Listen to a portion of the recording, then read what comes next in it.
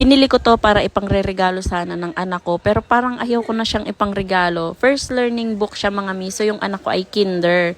So ang ano nga nila pangregalo is unisex siya, pwede sa babae, pwede sa lalaki. So ito ngayon naisipan ko, pero tingnan mo naman Mima, parang ayaw ko na lang siyang i-regalo kasi siguradong magugustuhan to ng anak ko. Ayan, laminated siya mga Mima ko. Meron na siyang abacada, alphabet, colors, fruits, 'di ba? Yang number, shapes.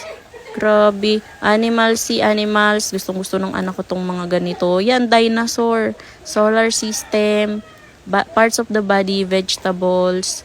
Days of the week. Months of the year. Weather, transportation. Grabe naman to. Kompleto na.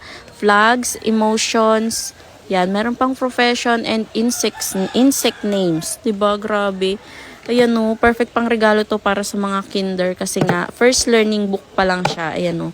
Ang kapal ng kanyang pagka-papel. Para siyang laminated. Ayan o. So, kung gusto niya nga ipang regalo din to, ay nako, ilalagay ko na lang yung link dito sa yellow basket, mga Mima ko.